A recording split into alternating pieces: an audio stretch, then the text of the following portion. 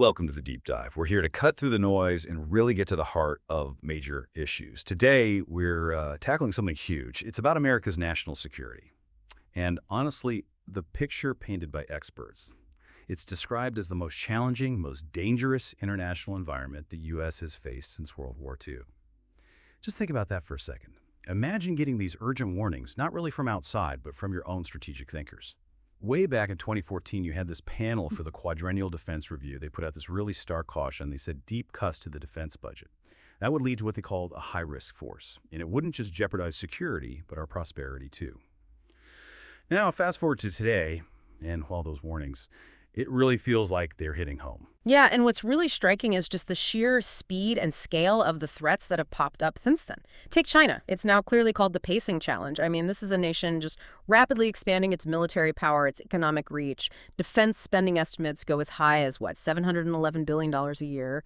And just this past March, they announced another big budget jump, 7.2%. It's a very deliberate, very fast buildup. And it's not only China, is it? You've got Russia, now labeled a chronic threat. They're putting, get this, 29% of their entire federal budget into defense for 2024. 29%. And think about this right now. They're making 3 times more artillery shells for the war in Ukraine than the U.S. and Europe put together. That's a massive industrial difference. And here's where it gets even more complicated, globally speaking. Sources point to this no-limits partnership. It really solidified back in February 2022 between China and Russia, but now it's apparently deepening, extending to include Iran and North Korea.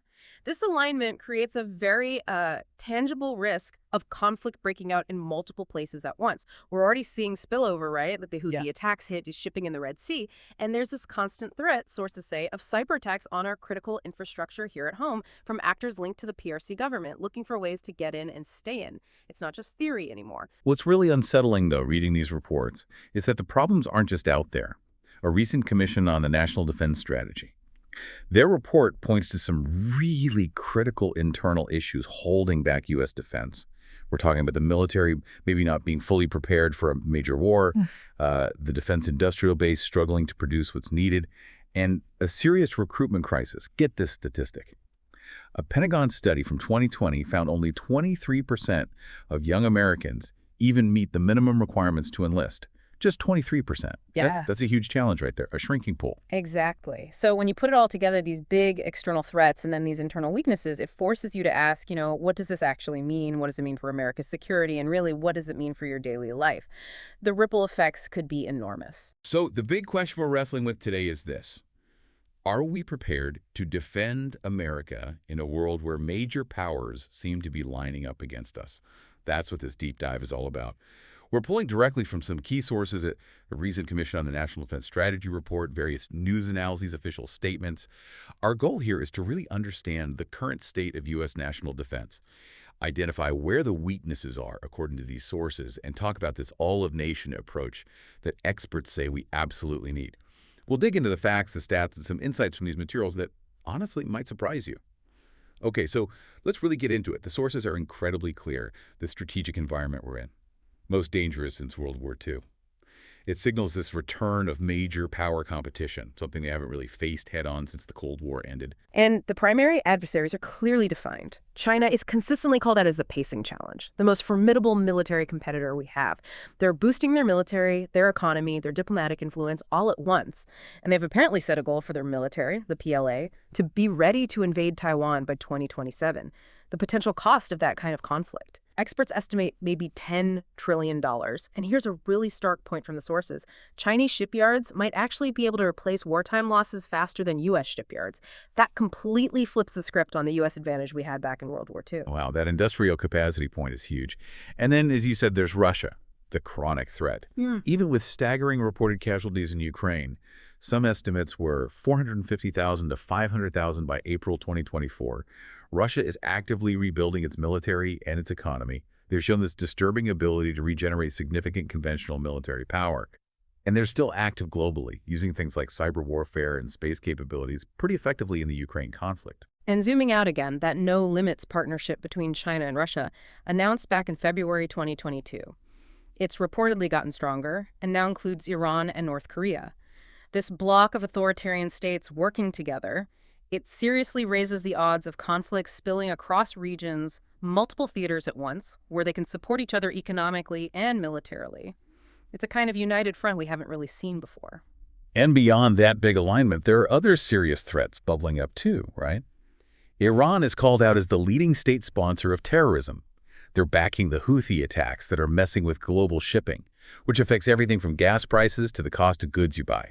Plus, there are always worries about North Korea, Kim Jong-un's potential preparations for conflict.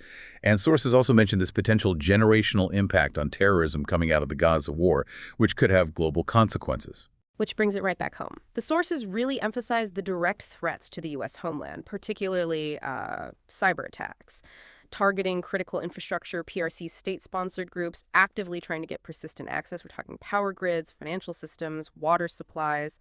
And it's crucial to remember the U.S. military itself depends heavily on this private infrastructure.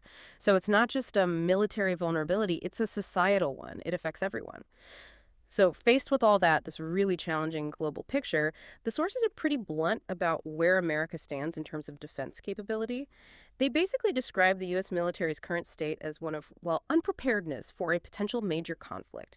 And this isn't just about attitude, it's about real gaps in capabilities, in sheer capacity, and overall readiness. We're just not quite where the strategy says we need to be. And a huge piece of that unpreparedness, according to these reports, ties directly back to our defense industrial base. It's described as not robust enough, not resilient enough. It just doesn't have the capacity to churn out modern weapon systems at the scale potentially needed. In fact, one source flatly stated the U.S. can no longer do a World War II-style industrial mobilization. We just don't have that built-in capacity anymore. We see examples, right, like underinvestment in basic munitions. The Navy reportedly had to cancel a planned Virginia-class submarine because of budget issues.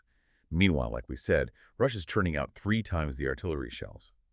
It's gotten so concerning that the U.S. is apparently looking to Japanese shipyards for help just maintaining our warships. It feels like we're falling behind industrially. And connected to that is something the sources call the innovation adoption problem inside the Department of Defense, the DoD. Our systems for research, development, and buying new tech, they're largely seen as outdated, built for a different era, a closed system. And they really struggle to quickly pull in innovations happening in the commercial sector. Think about this statistic. Back in 1960, U.S. defense spending was like 36% of all global R&D. Huge driver of innovation. By 2019, that dropped to just 3.1%. So the Pentagon, which used to be this engine of innovation, is now just a small part of the global picture. And it has trouble adopting the commercial tech that's key for future warfare. Apparently, 11 out of 14 critical technologies the DoD itself identified. They're now mainly non-defense specific. The cutting edge is increasingly outside the traditional defense world. But the sources go further than just systems and budgets. They also point to what's described as dysfunctional management and even chaotic mismanagement within the Pentagon itself. Specifically, under the current Secretary of Defense, Pete Hegseth, who was confirmed back in January 2025. Now, according to these sources we reviewed, his leadership is criticized for things like ideological moves, concerns about internal leaks, and dismissing very senior, experienced military leaders without clear reasons. We're talking about major figures reportedly being let go: General C.Q. Brown, former chairman of the Joint Chiefs, Admiral Lisa Franchetti, the first woman leading the Navy, others too, top officers, even military judge advocates general. Senator Jack Reed, a prominent voice on armed services, strongly condemned these reported actions. The sources mention things like alleged threats of polygraph tests against top advisors, creating what's described as fear throughout the ranks, and undermining the whole idea of meritocracy and readiness. Again, this is what the sources are reporting. Right, and it raises the question, how can any large organization, especially one as critical as the military, function at its peak with that kind of reported internal turmoil? And the sources don't stop at the Pentagon. They also suggest that Congress, as it has come to function in recent years, has become a major impediment to national security. That's a direct quote. This points to things like the routine failure to pass budgets on time. The DoD ends up operating under these stopgap measures called continuing resolutions. Between fiscal year 2011 and 2023, DoD was under these CRs for an average of 117 days each year. That wastes billions of dollars, delays programs, and just burns valuable time. Incredibly, FY 2019 was the only time in 12 years they got a full-year budget passed on time. Add to that slow confirmation processes for key leaders, it just creates instability. And it's not just Washington infighting. There's this huge challenge with the recruitment crisis we mentioned, and maybe a broader disconnect with the public. In fiscal year 2023, only the Marine Corps and the new Space Force actually met their recruiting goals for active duty. The other services fell short. Remember that stat. Only 23% of young Americans even eligible for service. But it's more than just eligibility. Public trust in the military itself has fallen quite sharply. It was around 70% confidence back in 2018. By late 2021, down to 45%. And for younger people under 30, it was only 30%. And culturally, there's been a shift too. The number of Americans saying patriotism is very important to them. It plummeted from 70% in 1998 to just 38% in 2023. So you have to wonder, beyond the hardware and the budgets, how do you sustain a strong defense if that foundation of public trust and perceived value erodes? Which really underscores why the sources keep coming back to this idea of needing an all elements of national power approach. It can't just be the military. It has to involve diplomacy, economic tools, industrial strategy, and critically, working closely with allies and partners. It has to be a whole-of-society effort. So where does that leave defense spending? The sources have some clear recommendations there. Back in 2018, a National Defense Strategy Commission recommended funding should grow by an average of 3 to 5% above inflation each year. That hasn't consistently happened. For 2025, projected U.S. defense spending is around 3.0% of our GDP. Compare that to the Cold War, when it ranged from roughly 5% up to almost 17% at its peak. Big difference. So there's a call in these sources for Congress to get rid of the spending caps put in place by the 2023 Fiscal Responsibility Act and actually aim for real growth in the defense budget. But, importantly, they also note that just boosting defense spending isn't enough. Other key national security agencies like the State Department, Commerce, Treasury, they need sufficient resources too. It has to be balanced. And here's a really crucial point the sources raise. Any increase in security spending probably needs to be offset. They suggest looking at additional taxes and reforms to entitlement spending, things like Social Security, Medicare, to avoid making the national deficit even worse. That's a tough conversation. It is. And that brings us to maybe the most critical point: public understanding and engagement. The sources really stress that leaders have a duty to educate the American people about the real threats we face and about the costs, financial and otherwise, that are needed to prepare. They call for a bipartisan call to arms, essentially, to build public support for public service, for working in defense industries, maybe even preparing for mobilization if it ever came to that. It requires leadership to really articulate the stakes and inspire that collective effort. So as we wrap up this deep dive, the picture emerging from these sources is, well, it's sobering. America seems to be at a really critical point, facing truly formidable threats from outside, yes, but also hampered by some significant internal challenges from our industrial capacity, right up to, according to these reports, leadership stability issues. And the core message seems to be that getting back to a position of strength and effective leadership isn't just about spending more on the military. It really demands this unified, all-of-nation effort, pulling together every aspect of national power, diplomatic, economic, industrial, technological, and critically, doing it with the backing of an informed and engaged public. So thinking about all this, the big shifts in global power, the internal hurdles we've discussed, here's something for you to consider. What individual actions could you potentially take right now to contribute to strengthening America's national security?